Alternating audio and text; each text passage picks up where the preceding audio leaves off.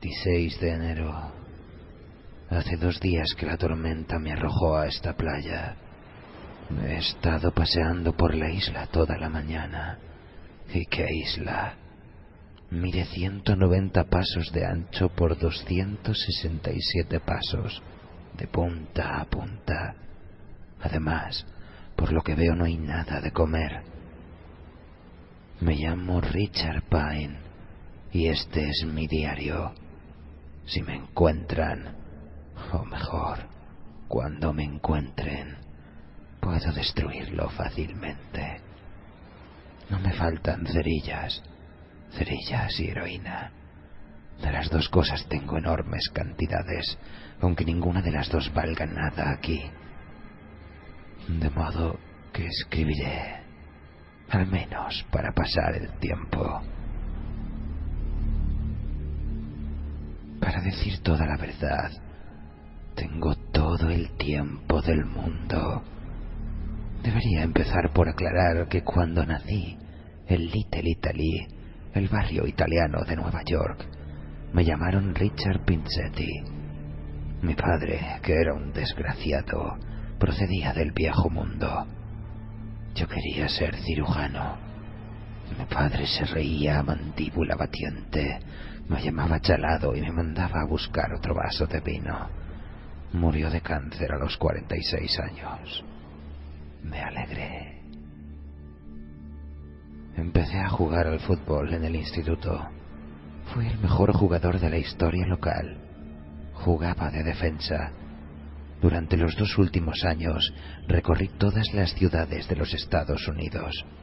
Odiaba el fútbol, pero si eres un chaval pobre que vive en una casa barata y quiere ir a la universidad, tu única oportunidad es el deporte. Así que jugué y conseguí una beca para atletas. En la universidad seguí jugando hasta conseguir una beca de estudios completa. Entonces lo dejé. Iba a estudiar medicina. Mi padre murió 6 semanas antes de mi graduación. No me importó. ¿Acaso creéis que me hubiera gustado subir a la tarima para recoger el diploma y ver aquella bola de sebo allí sentada? ¿Les gusta a las gallinas viajar en metro? Además, ingresé en un club estudiantil, no uno de los mejores, con un nombre como Pinsetti, pero después de todo era un club. ¿Por qué escribo todo esto? Es bastante divertido. No, rectifico, es extraordinariamente divertido. El gran Dr. Pine, sentado en una roca, en pantalones de pijama y camiseta, en medio de una isla que se puede cruzar con un salivazo, escribiendo la historia de su vida. Tengo hambre. Pero no importa, escribiré la maldita historia de mi vida si me da la gana. Al menos así no pensaré en mi estómago. Cambié mi apellido por el de Pine antes de empezar los estudios de medicina. Mi madre me dijo que le había partido el corazón. ¿De qué corazón estaría hablando? Al día siguiente, al del entierro del viejo, le estaba guiñando el ojo al judío de la tienda de la esquina. Para tratarse de alguien que adoraba su nombre de aquella manera, corría como un diablo para cambiarlo por el de Steinbrunner. Todo lo que yo anhelaba en la vida era ser cirujano. Desde los días del colegio. Ya entonces me vendaba las manos antes de empezar un partido y me las lavaba después con agua y jabón. Si quieres ser cirujano, tienes que tener cuidado con las manos. Algunos de mis compañeros me tomaban el pelo y me llamaban mariquita. Nunca llegué a enfrentarme con ninguno de ellos. Ya es bastante peligroso jugar al fútbol. El que realmente llegó a ponerme de los nervios fue Howie Plotsky, un estúpido gigantón con la cara llena de cicatrices. Por aquel entonces yo repartía periódicos y aprovechaba para vender un poco de lotería, lo cual me permitía conocer gente, establecer contactos. No te queda más remedio si quieres sobrevivir. Cualquier imbécil sabe cómo caerse muerto, pero lo realmente difícil es sobrevivir, ¿comprendéis?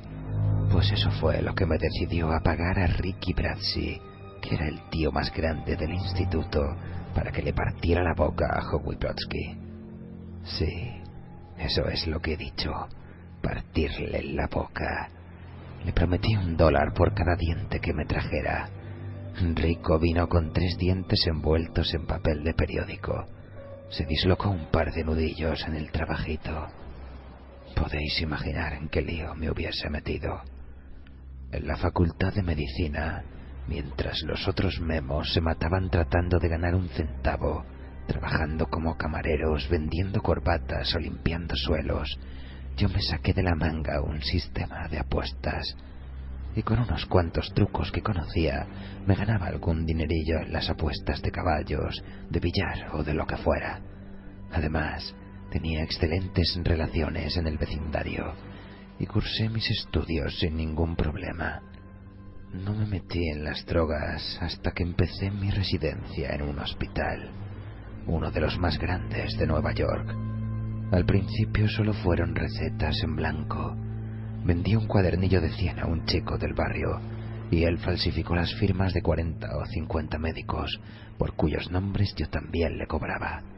El muchacho, a su vez, las ofrecía en la calle por 10 o 20 dólares cada una, lo que hacía las delicias de los fanáticos drogatas, que iban cada vez más acelerados, y los partidarios de los sedantes, que se pasaban el día dando tumbos por las esquinas. Al poco tiempo de trabajar en el hospital, me di cuenta del desbarajuste que había en la farmacia. Nadie tenía la menor idea de lo que entraba ni de lo que salía. Había gente que sacaba de allí píldoras a puñados, cosa que yo me guardé muy bien de hacer. Siempre he tomado todo tipo de precauciones y nunca he tenido problemas hasta que me descuidé y la suerte me volvió la espalda. Pero sé que caeré de pie. Siempre ha sido así. Me duele la muñeca y el lápiz se ha quedado sin punta. No puedo seguir escribiendo. No sé por qué me preocupo tanto. Es probable que me encuentren pronto.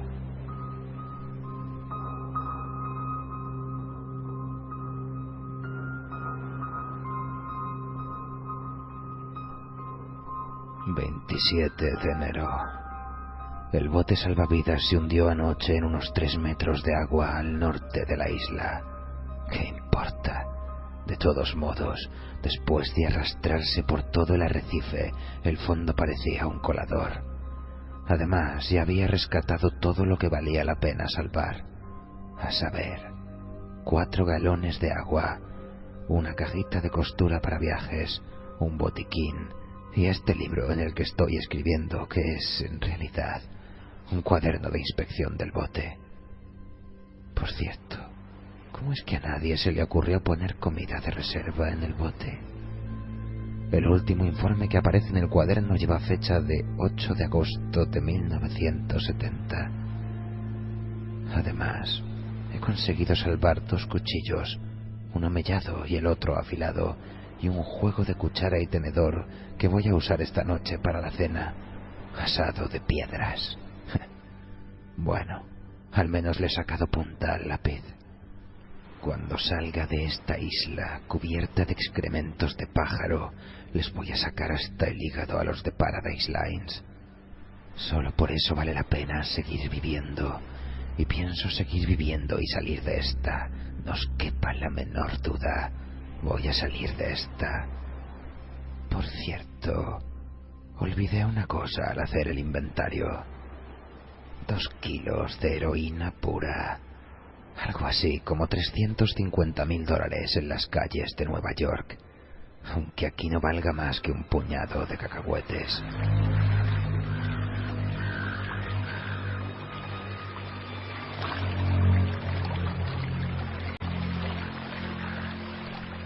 ...28 de enero... Bueno, por fin he comido algo, si es que a eso se le puede llamar comer. Una gaviota vino a posarse en una de las rocas del centro de la isla, un montículo también cubierto de excrementos de pájaros. Agarré una piedra que tenía a mano y me acerqué a ella todo lo posible. No se movía, observándome con sus ojos negros y brillantes. Me sorprendió que no la asustara el ruido de mis tripas. Arrojé la piedra con todas mis fuerzas y le di de lleno. La gaviota lanzó un gran nido y trató de volar, pero le había roto el ala derecha. Trepé en su busca, pero se alejó a saltos. La sangre manchaba sus plumas. Me dio bastante trabajo.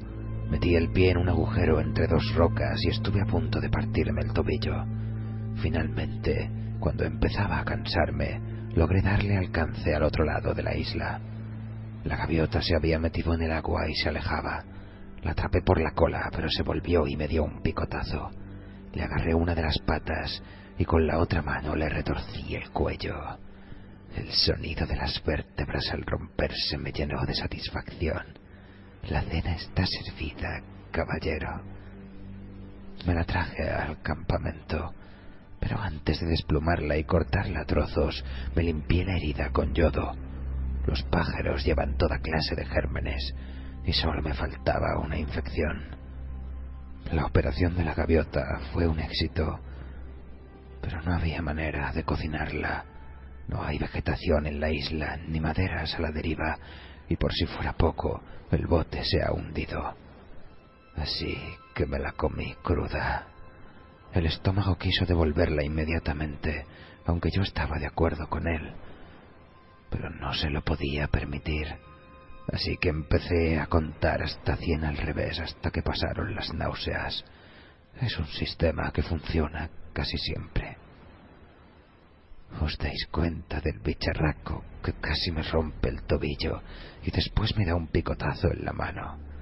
Si cazo otra gaviota mañana la torturaré. A esta la he dejado escapar sin castigo. Mientras escribo, veo su cabeza cortada en la arena. Sus ojos negros, aún velados por la muerte, parecen mirarme. ¿Tienen cerebro las gaviotas? Es comestible.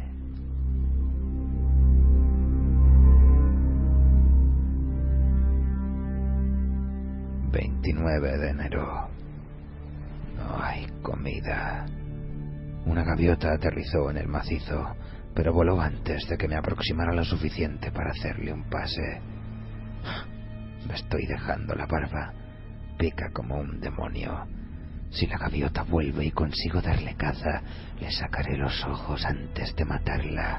Creo haber dicho ya que era un cirujano de primera, pero me expulsaron. Algo realmente ridículo.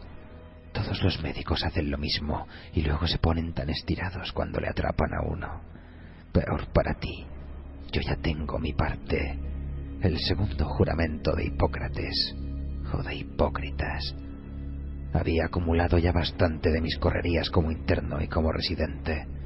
Se supone que, de acuerdo con el juramento de Hipócrates, eres un funcionario y un caballero, pero nadie se cree tal cosa.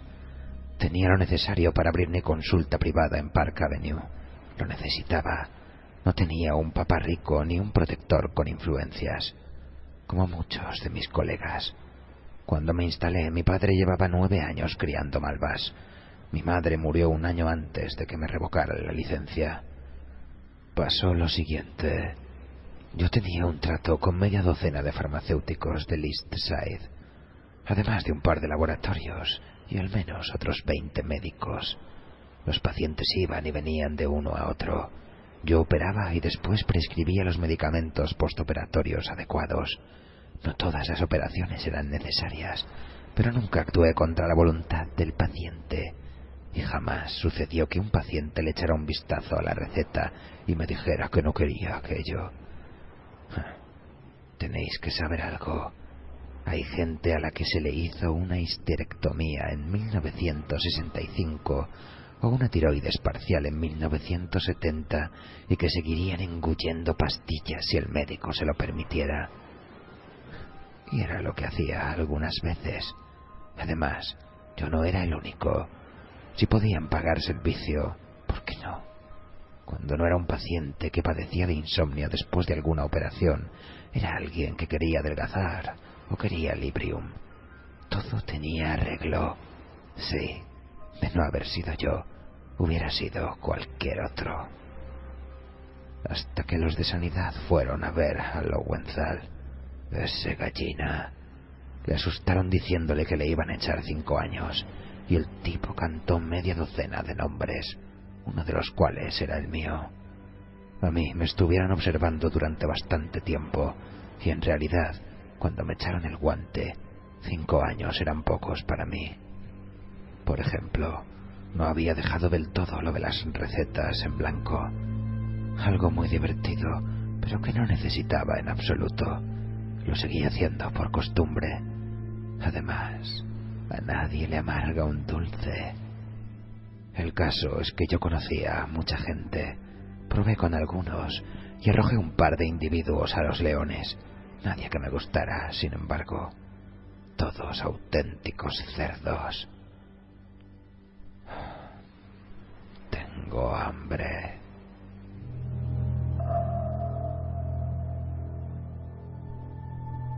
30 de enero. Hoy no hay gaviotas. Lo que me recuerda a los letreros de las tiendas de comestibles del barrio. Hoy no hay tomates. Me metí en el agua hasta la cintura, con un cuchillo afilado en la mano. Permanecí inmóvil durante casi 4 horas, mientras el sol caía de pleno sobre mis espaldas. Creía desmayarme un par de veces, pero conté hasta 100 al revés, y desapareció la sensación. No vi un solo pez. Ni uno. 31 de enero. Hoy he matado otra gaviota, tal como lo hice con la primera, pero tenía tanta hambre que no me paré a torturarla como me había prometido a mí mismo. Así que la abrí y me la comí. Vacié las tripas y me las comí también. Es extraño ver cómo se recobra la vitalidad. Empezaba a preocuparme. Tendido a la sombra del montículo central, creí oír voces. La voz de mi padre, la de mi madre, la de mi esposa, de la que me divorcié. Y lo peor de todo, la voz del chino que me vendió la heroína en Saigón. Ceceaba, probablemente a causa de un paladar hendido. Vamos, me decía la voz desde lo alto. Vamos, esnifa un poco, te olvidarás del hambre. Es tan buena. Pero yo nunca había tomado drogas, ni siquiera para dormir. Lowenthal se suicidó, el muy gallina. ¿No os lo había dicho? Se colgó en el que había sido su consultorio. Desde mi punto de vista, le hizo un favor al mundo. Yo quería recuperar mi título. Algunos de los tipos con los que hablé me dijeron que no era imposible, pero costaba mucho dinero, más del que podía imaginar. Yo tenía $40,000 en una caja de seguridad y decidí arriesgarme para doblar o triplicar la cantidad. Me fui a ver a Ronnie Hanelli, compañero mío de equipo en los años de la universidad, a cuyo hermano menor había conseguido una residencia en un hospital cuando resolvió estudiar medicina. Ronnie estudiaba Derecho, ¿verdad que es gracioso? En el barrio se le conocía por el apodo de Ronnie el árbitro, porque se metía en todos los juegos y sin que nadie se lo pidiera, empezaba a pitar faltas a todo el mundo. Si no te gustaba, tenías 2 opciones: callarte la boca o tragarte unos cuantos dientes. Los puertorriqueños le llamaban Ronnie Boop o algo así. A él le hacía gracia Ronnie. Como os decía, Ronnie estudió Derecho. Pasó los exámenes sin problemas y abrió un bufete en su propio barrio, justo encima del bar La Pecera. Aún le veo pasar por allí cuando cierro los ojos, con su gran Continental blanco. Era el usurero más grande de toda Nueva York, un tiburón. Sabía que Ronnie tendría algo para mí. Es peligroso, dijo, pero tú sabes cuidarte, y si traes la mercancía, te presentaré a un par de individuos. Uno de ellos es funcionario del Estado. Me dio 2 nombres, el de Henry Litsu, el chino, y el de Solom Mengó, un químico vietnamita. El vietnamita probaba la heroína del chino a cambio de dinero. El chino era conocido por sus bromas. Por ejemplo, llenaba las bolsitas de plástico con talco o detergente o almidón. Ronnie decía que un día una de aquellas bromas le iba a costar la vida.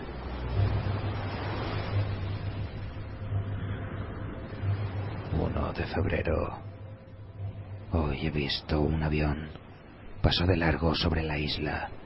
Intenté subir al montículo central para llamar su atención, pero metí el pie en el mismo agujero del día en que cacé la gaviota. Me he roto el tobillo. Fractura compuesta. Fue como un disparo. El dolor era insoportable. Grité y perdí el equilibrio. En vano agité los brazos como un molino de viento. Caí y me golpeé la cabeza. Todo se puso negro. Cuando volví en mí se había puesto el sol. Había perdido un poco de sangre.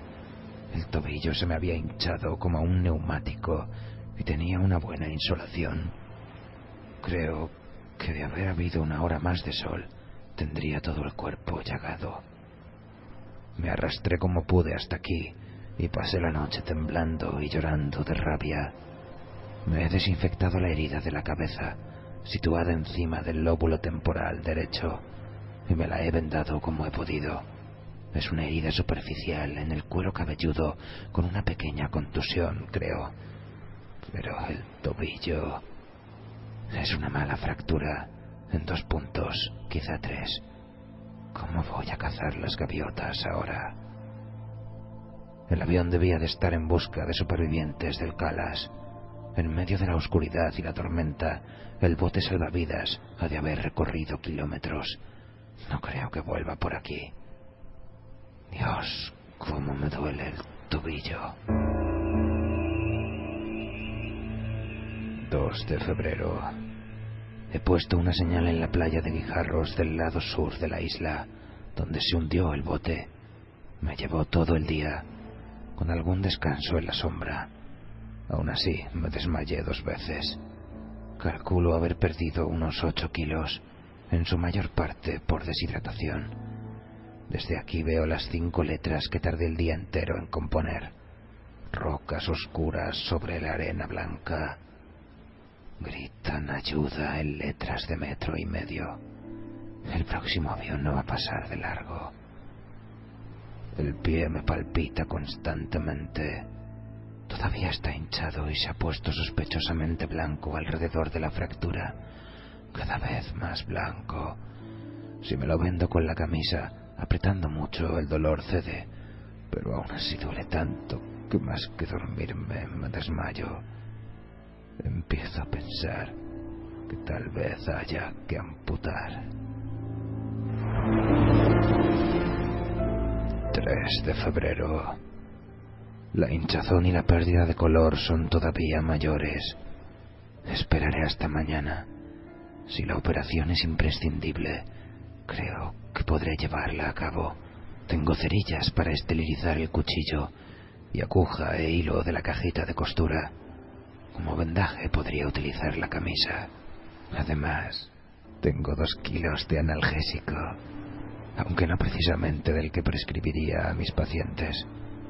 Aunque ellos lo habrían empleado de haber dispuesto de él. Podéis apostar. Esas señoras de pelo azul serían capaces de esnifar un ambientador de pino si les hiciera efecto. 4 de febrero. He decidido amputar el pie. Hace 4 días que no como. Si espero más, corro el riesgo de desvanecerme en medio de la operación por la acción combinada del shock traumático y el hambre. En ese caso podría morir desangrado. Y a pesar de lo desdichado que soy, aún tengo ganas de seguir viviendo. Recuerdo lo que Modric decía en Anatomía Básica. El viejo Moki, le llamábamos. Más tarde o más temprano, la pregunta surge siempre en la carrera de un médico. ¿Hasta qué punto puede un paciente soportar un shock traumático? Y entonces señalaba con el puntero el dibujo del cuerpo humano el hígado, los riñones, el bazo, los intestinos. Básicamente, caballeros, decía, la contestación esencial es otra pregunta. ¿Hasta qué punto el paciente quiere sobrevivir?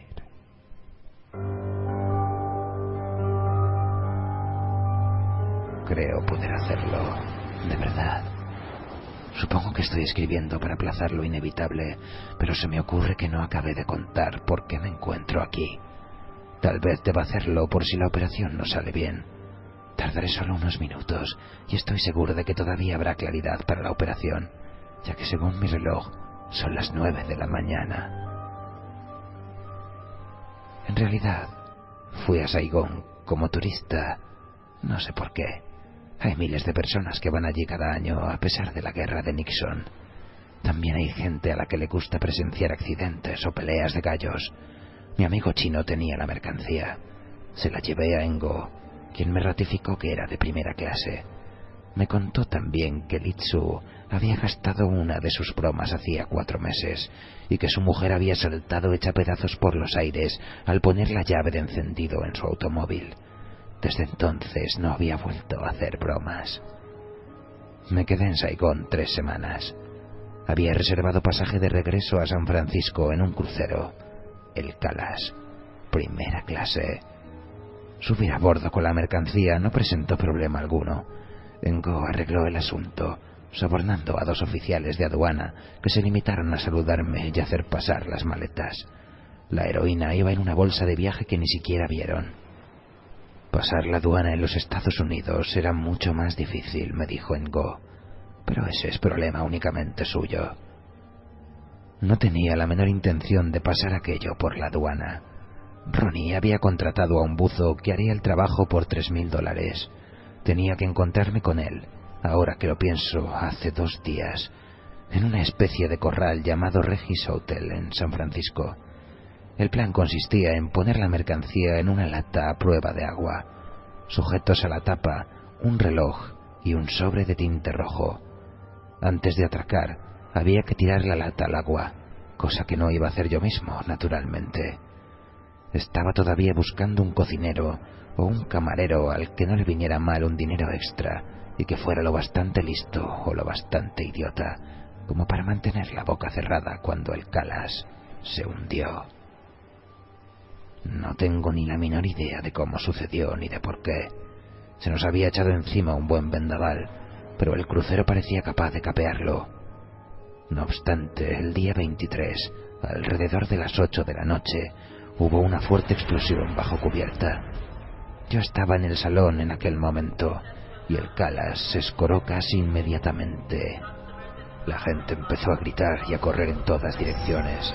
Las botellas cayeron de las estanterías del bar y se estrellaron contra el suelo. Un hombre salió de una de las escaleras con la camisa quemada y la piel asada. Los altavoces empezaron a decir a la gente que se dirigiera a los botes salvavidas que se les habían asignado al principio del viaje durante un simulacro. Los pasajeros echaron a correr sin rumbo. Muy pocos se habían molestado en comparecer durante el simulacro. Yo no solo estuve allí, sino que fui más temprano para estar en primera fila y ver bien todo. ¿Comprendéis? Siempre pongo mucha atención en lo que se refiere a mi pellejo. Bajé a mi camarote, saqué las bolsitas de heroína y me puse una en cada bolsillo. Después me dirigí al bote salvavidas 8. Mientras yo subía las escaleras, hubo otras 2 explosiones y el barco se inclinó aún más peligrosamente, si cabe. En cubierta todo era confusión. Vi una mujer que corría por la cubierta resbaladiza, gritando y con un niño en brazos. Según se inclinaba el buque, ella ganaba velocidad. Finalmente, golpeó contra la borda a la altura de los muslos, saltó por encima de ella, dio 2 vueltas de campana y desapareció de mi vista. Había un hombre de mediana edad sentado en medio del puente que se arrancaba los cabellos con las manos. Otro, con ropas blancas de cocinero, la cara y las manos horriblemente quemadas, se daba contra las paredes y gritaba. El pánico era total y se había contagiado del pasaje a la tripulación como una epidemia.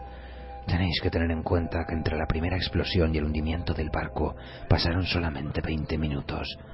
Algunos de los botes iban repletos de gente que aullaba y otros totalmente vacíos. El mío, que estaba en la zona más próxima al agua, estaba casi desierto. Nadie más que yo y un marinero, con la cara muy pálida y llena de espinillas. «Echemos al agua enseguida a este condenado barreño», dijo con los ojos desorbitados, «porque la maldita bañera se va a pique sin remedio». Maniobrar un bote no es nada difícil, pero con los nervios el marinero se hizo un lío con las maromas de su lado. El bote bajó unos 2 metros y quedó colgado, yo más cerca del agua que él. Fui hacia su lado para ayudarle cuando empezó a gritar. Había logrado deshacer el nudo, pero al mismo tiempo se había pillado la mano. La soga se deslizó sobre la palma, dejándosela en carne viva. Finalmente salió despedido de la embarcación. Acabé de deshacer el hilo y libré el bote, que bajó al agua. Empecé a remar como un condenado. Remar era algo que siempre había hecho por placer en las casas de veraneo de mis amigos, pero ahora, por primera vez, lo hacía para salvar mi vida. Si no me alejaba del Caas antes de que se hundiera, me arrastraría con él. 5 minutos más tarde se hundió. No escapé del todo a la succión. Tuve que remar desesperadamente solo para permanecer en el mismo lugar. Se hundió muy deprisa. Todavía había gente aferrada a la borda, gritando. Parecían una banda de monos desesperados. La borrasca empeoró. Perdí un remo. Pasé la noche en una especie de pesadilla, achicando agua del bote primero y maniobrando con el único remo que me quedaba después para mantener la proa contra el oleaje. Antes del amanecer del 24, las olas empezaron a empujarme por la popa. El bote adquirió una cierta velocidad, lo cual es aterrador, pero al mismo tiempo constituye un alivio. De pronto los tablones fueron arrancados de debajo de mis pies, pero el bote no se hundió. Había encallado a este montón de piedras olvidado del mundo. Ni siquiera sé dónde estoy. No tengo la menor idea. La navegación no es mi punto fuerte. Pero sí sé qué tengo que hacer. Estas pueden ser mis últimas notas, pero algo me dice que saldrá bien. ¿Acaso no he conseguido siempre lo que me he propuesto? Además, hoy se hacen maravillas con las prótesis y podré moverme con un solo pie con toda comodidad. Ha llegado el momento de ver si soy tan extraordinario como creo.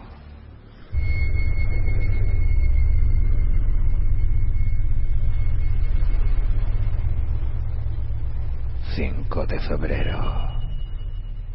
Lo hice.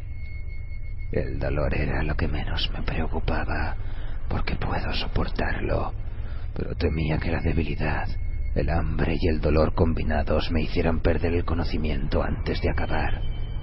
Pero la heroína resolvió el problema maravillosamente. Abrí una de las bolsitas y aspiré 2 generosas dosis sobre una roca plana. Primero la ventanilla derecha, luego la izquierda. Era una especie de hielo deslumbradoramente anestésico que invadía mi cerebro íntegro. Aspiré la heroína al dejar de escribir, ayer a las 9:45. Cuando volví a mirar la hora, las sombras se habían movido, dejándome parte del cuerpo al sol, y eran las 12:41.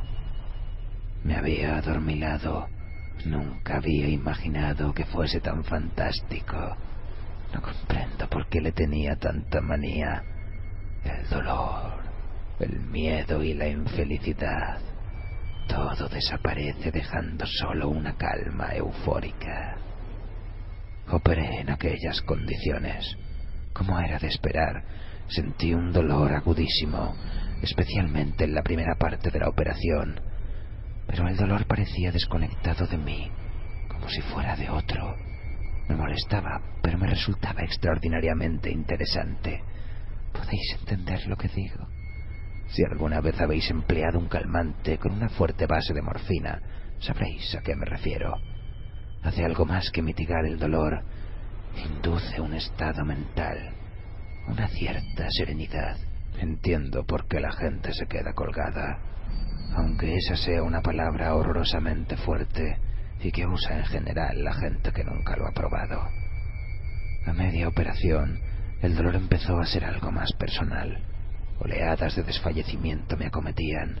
Miré con ansia la bolsita de heroína, pero me obligué a apartar la vista. Si volvía a adormilarme, moriría desangrado con la misma seguridad que si me desmayara. Conté hasta 100 al revés. La pérdida de sangre era el factor más crítico. Como cirujano, era vitalmente consciente de ello. No debía perder una gota más que lo imprescindible. Si un paciente sufre una hemorragia durante una operación, se le puede suministrar sangre en un hospital, pero yo carecía de esos medios. Todo lo que se había perdido estaba ya perdido, hasta que mi propia fábrica de sangre lo repusiera. No tenía hemostáticos, ni hilo de sutura, ni grapas. Empecé la operación exactamente a las 12:45. Acabé a la 1:50 e inmediatamente me atonté con heroína, una dosis mayor que la anterior. Me dormí en un mundo gris, indoloro, y permanecí así hasta alrededor de las 5.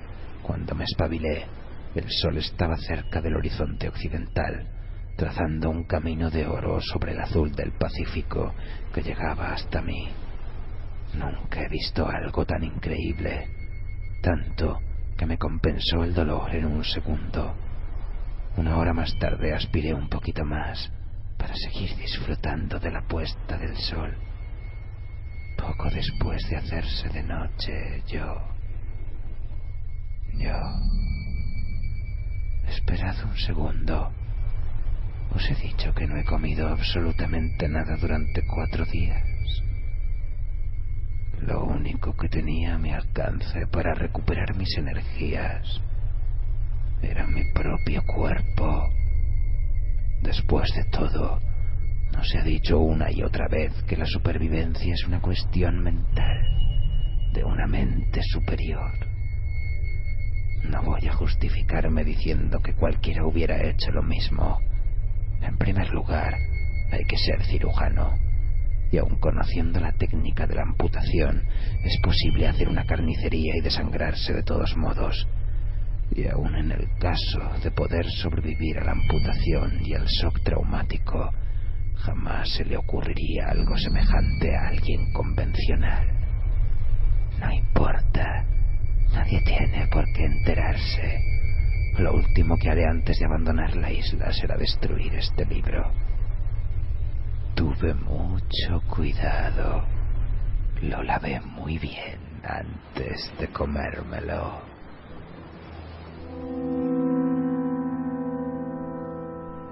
7 de febrero. El dolor del muñón es intensísimo. En ocasiones realmente insoportable, pero creo que el escozor profundo del proceso de cicatrización es todavía mucho peor. Esta tarde me he acordado de los pacientes que me tenían harto con lo mucho que les picaba la carne remendada, que era horrible y que no se podían rascar. Yo sonreía y les decía que se sentirían mejor al día siguiente, pensando que se quejaban sin razón, que eran débiles e ingratos. Ahora lo comprendo perfectamente. Varias veces he estado a punto de arrancar la camisa que sirve de vendaje y rascarme la herida, hundir los dedos en la carne cruda y tierna, quitarme los puntos, dejar que la sangre corriera en la arena. Cualquier cosa con tal de no sentir ese horrible y enloquecedor hormigueo. Pero entonces contaba hasta 100 al revés y aspiraba a heroína. No tengo ni idea de cuánta he llegado a tomar, pero sí sé que he estado casi permanentemente dopado desde la operación. Como sabéis, quita el hambre. Ni siquiera sé si tengo hambre. Siento algo extraño, fantasmal, algo vacío y muerto en la barriga. Eso es todo. Por otra parte, puedo ignorarla con toda facilidad y sin embargo sé que no debo hacerlo, ya que la heroína no tiene un valor calórico fácilmente calculable, de manera que me he puesto a prueba para medir mi energía, arrastrándome de aquí para allá. Es agotador. Espero que no, pero temo que pronto será necesaria una nueva operación. Hoy ha pasado otro avión, demasiado alto, tanto que todo lo que podía ver era el alerón de popa dibujándose contra el cielo azul. Hice señales por si acaso, grité como un energúmeno. Cuando desapareció me eché a llorar. Está muy oscuro y es difícil seguir escribiendo. Comida. He estado pensando en comida, en cantidad de platos. La lasaña de mi madre, pan de ajo, caracoles, langosta, chuletas, melocotones, asado. La gran porción de pastel de mantequilla y el helado de vainilla hecho en casa que te sirven en Mother Crunch, en la Primera Avenida. Pretzels calientes, salmón ahumado, cangrejos, jamón ahumado con rodajas de piña, aros de cebolla fritos, salsa de cebolla con patatas, de frío en largos sorbos, patatas fritas. Te relames los labios de gusto. 100, 99, 98, 97, 96. 8 de febrero. Esta mañana ha aterrizado otra gaviota en el montículo. Era grande y gorda. Mientras yo reposaba a la sombra de mi roca, lo que considero mi campamento particular, con el muñón apuntando al cielo. En cuanto el pájaro se posó, empecé a salivar igual que los perros de Pavlov. Se me caía la baba como a un bebé. Busqué una piedra del tamaño de mi mano y empecé a arrastrarme hacia el pájaro. No tenía demasiadas esperanzas. Estaba seguro de que saldría volando, pero había que intentarlo. Si atrapara un ave tan gorda y tan insolente como esa, tal vez pudiese posponer la segunda operación indefinidamente. Continué, aunque de vez en cuando me golpeaba el muñón contra el canto afilado de una roca y veía las estrellas en todo el cuerpo, obligándome a reposar hasta que el dolor se calmara. La gaviota no escapó. Daba saltitos de aquí para allá con el pecho hinchado como un general pasando revista a las tropas. De vez en cuando me miraba con sus ojos pequeños, negros y malignos, y no me quedaba más remedio que quedarme inmóvil como una piedra y contar hasta 100 a la espera de que volviera a moverse. Cada vez que agitaba las alas, el hielo me invadía el estómago. No podía dejar de salivar. Se me caía la baba como a un niño. No sé cuánto tiempo estuve al acecho. 1 hora, quizá 2. Cuanto más me acercaba, más fuerte me latía el corazón y más apetecible parecía la gaviota. Daba la impresión de estar burlándose de mí y empecé a temer que antes de que la tuviese a mi alcance echara a volar. Me temblaban las piernas y los brazos, tenía la boca seca. El muñón, por su parte, me daba unas punzadas asesinas. Ahora pienso que debo haber sentido también dolores de abstinencia. Tan pronto. No he tomado heroína más que 1 semana. Pero no importa, la necesito. Y hay mucha, muchísima. En cuanto llegue a los Estados Unidos, me someteré a una cura de desintoxicación en la mejor clínica de California. Pero ahora no importa demasiado, ¿verdad? Cuando tuve la gaviota a mi alcance, no quise arrojar la piedra. Estaba irracionalmente seguro de que erraría, probablemente por unos pocos centímetros. Tenía que acercarme, así que seguí arrastrándome con la cabeza alta y el sudor cayendo a chorros por mi cuerpo maltrecho de espantapájaros. Creo que se me están pudriendo los dientes. Os lo he dicho ya. Si fuera supersticioso, diría que es porque comía algo en mal estado. Pero no creo que esa sea la razón, ¿verdad? Me detuve otra vez. Estaba mucho más cerca de esta gaviota que de cualquiera de las anteriores. No conseguía obligarme a tirar la piedra. La agarré con toda mi alma hasta que me dolieron los dedos, pero ni siquiera así pude hacerlo, porque sabía perfectamente que no dar en el blanco significaba la muerte. No me importaba emplear toda la mercancía. Les voy a poner un pleito que se van a cortar toda la vida. Viviré como un rey durante el resto de mi vida, mi larga, larga vida. Estoy convencido de que hubiera escalado hasta poder tomarla con la mano si finalmente no hubiera levantado el vuelo. La hubiera estrangulado, pero extendió las alas y echó a volar. La insulté, me hinqué de rodillas y le lancé la piedra con las pocas fuerzas que me quedaban, y le di.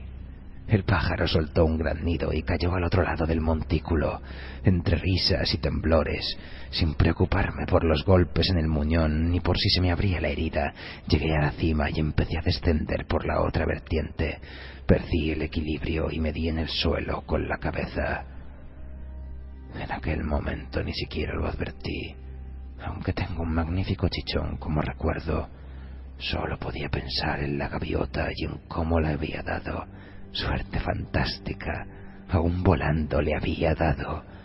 La gaviota se arrastró hasta la playa, con el ala rota y el cuerpo ensangrentado. Me arrastré tras ella todo lo rápido que me era posible, pero ella era más veloz. Una carrera de lisiados. Podría haberla capturado, ya estaba muy cerca de no haber sido por mis manos. Tengo que cuidar mis manos. Puedo volver a necesitarlas.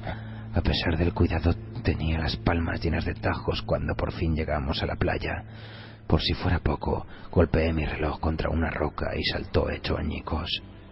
La gaviota entró en el mar cojeando, graznando como una endemoniada. La atrapé, pero solo me quedó un puñado de tristes plumas. Entonces me caí y tragué agua, tosiendo y atragantándome, pero seguí arrastrándome y hasta traté de nadar tras ella. La venda del muñón acabó por caérseme en el agua. Empecé a hundirme y no tuve más remedio que regresar a la arena. No sé cómo, pero salí del agua, temblando, exhausto y encogido por el dolor, llorando, gritando y maldiciendo a la gaviota. Todavía estaba a la vista, allá lejos, cada vez más lejos. Creo recordar que en un momento le rogué que volviera. Eso sí, cuando salió al arrecife juraría que estaba muerta. No es justo. Me llevó casi una hora arrastrarme hasta el campamento. He tomado demasiada heroína, pero aún así continúo enfadado con la gaviota. Si no iba a dejarse cazar, ¿para qué burlarse así de mí? ¿Por qué diablos esperó tanto? 9 de febrero. Me he amputado el pie izquierdo y lo he vendado con mis pantalones. Extraño. Durante toda la operación se me cayó la baba. Se me cayó la baba, como cuando descubrí la gaviota. Se me caía la baba sin parar, pero me obligué a esperar hasta la noche. Conté hasta 100 al revés, 20 o 30 veces. 11 de febrero. Ha llovido durante 2 días con mucho viento. Cambié algunas rocas de lugar, hice una especie de escondrijo con ellas y me guarecí allí dentro todo el tiempo. Sorprendí una pequeña araña. La tomé con los dedos antes de que escapara y me la metí en la boca. Muy buena y apetitosa. Empecé a temer que las rocas que tenía encima de la cabeza se vinieran abajo y me sepultaran. Pero ya no importaba demasiado. Me pasé toda la tormenta muy dopado.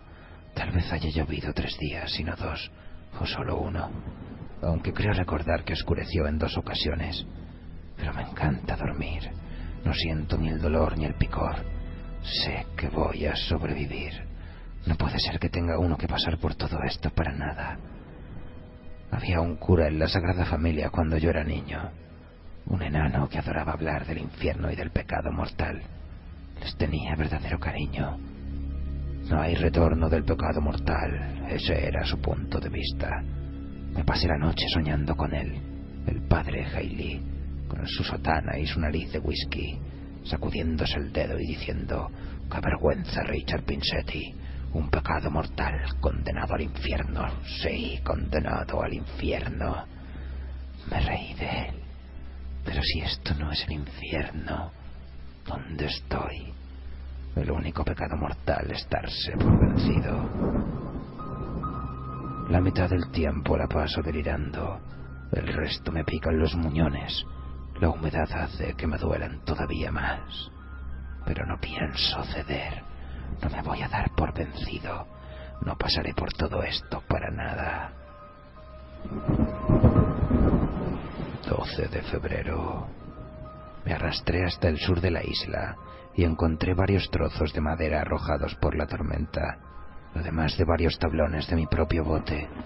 Había kelpo y algas en uno de los tablones y me lo comí todo. Me dieron ganas de vomitar. Es como comerse la cortina de plástico del baño. Pero me siento mucho más fuerte esta tarde. Llevé la madera a la arena para que se secara. Todavía me queda una caja completa de cerillas a prueba de humedad y podré hacer una fantástica señal de humo si pasa alguien pronto. Si no, me servirá para cocinar. Voy a meterme más heroína. 13 de febrero. Hoy he encontrado un cangrejo. Lo maté y lo cocí en una pequeña hoguera. Esta noche casi vuelvo a creer en Dios. 14 de febrero. Acabo de darme cuenta de que la tormenta se llevó casi todas las piedras de mi señal de ayuda, pero no ha terminado aún. Hace ya más de 3 días. He estado drogado todo este tiempo. Tengo que tener más cuidado y bajar la dosis. ¿Qué ocurriría si pasara un barco y yo estuviera durmiendo? Reconstruí la señal, pero me llevó casi todo el día y estoy exhausto. Busqué un cangrejo donde encontré el otro, pero nada. Me corté las manos con varias de las piedras de la señal, pero me desinfecté con yodo a pesar de mi debilidad. Debo cuidar mis manos por encima de todo. 17 de febrero. Me he cortado la pierna derecha a la altura de la rodilla, pero he perdido mucha sangre. El dolor era inenarrable a pesar de la heroína. Solo el shock hubiera matado a un hombre menos hombre que yo. Déjame contestar con una pregunta. ¿Hasta qué punto el paciente quiere sobrevivir? Me tiemblan las manos. Si me traicionan, estoy perdido. No tienen ningún derecho a traicionarme. Ningún derecho. Las he cuidado durante toda su vida. Las he mimado. Mejor que no me traicionen. No se van a arrepentir. Por lo menos ya no siento hambre. Uno de los tablones del bote se partió por la mitad. Una de las partes tenía una punta bastante afilada, que fue la que usé. Se me caía la baba, pero me hice esperar pensando en las barbacoas que se preparaban en casa de Will Hammersmith. Tenía una casa preciosa en Long Island, con una barbacoa donde se podía asar un cerdo entero. Acostumbrábamos a sentarnos al atardecer con tragos largos en la mano, hablando de nuevas técnicas quirúrgicas o de golf, o de cualquier otra cosa, y la brisa nos traía el olor del cerdo asado. 23 de febrero. Hoy me he cortado la otra pierna a la altura de la rodilla. He estado dando cabezadas todo el santo día. También encontré un pez muerto, podrido y apestoso, pero es igual, me lo comí. Me doblaban el cuerpo las arcadas, pero no me lo permití. Sobreviviré. Estoy también con la heroína. Puestas de sol y heroína. Febrero. No me atrevo, pero tengo que hacerlo. Aunque aún no sé cómo hacer para ligar la arteria femoral tan arriba. Es amplia como una maldita autopista a esa altura. A pesar de todo tengo que hacerlo. He marcado la parte alta del muslo, la parte donde todavía hay carne, con lápiz. Desearía poder dejar de babear. Oh, me merezco un descanso. Me levantaré e iré al McDonald's. Pediré 2 hamburguesas con salsa especial, lechuga, pepinillos, cebollas y un panecillo. Hoy me he visto la cara en el agua. Era una calavera cubierta de piel. Me habré vuelto loco ya. Debo estarlo. Ahora soy un monstruo, un engendro. No me queda nada bajo las ingles. Soy un verdadero monstruo, una cabeza atada a un torso que se arrastra por los codos en la arena. Soy un cangrejo dopado. Soy un pobre cangrejo dopado, dame una moneda. Dicen que de lo que se come se cría, así que técnicamente todavía soy el mismo. Hoy he soñado con mi padre. Cuando se emborrachaba olvidaba el inglés. No es que tuviera nada interesante que decir de todos modos. Condenado cerdo. Me alegré tanto de irme de tu casa. Chapucero, no vales nada. Yo sabía que lo lograría. Me alejé de ti, ¿verdad? Me fui andando sobre las manos. Pero ya no puedo cortar nada más con ellas. Ayer me corté las orejas. La mano izquierda lava la derecha. No dejes que tu mano izquierda sepa lo que hace la derecha. ¿Qué importa una mano u otra? Buena comida, buena carne, buen Dios. Sentémonos y comamos. Después de todo, pies de cerdo saben igual que manos de cerdo.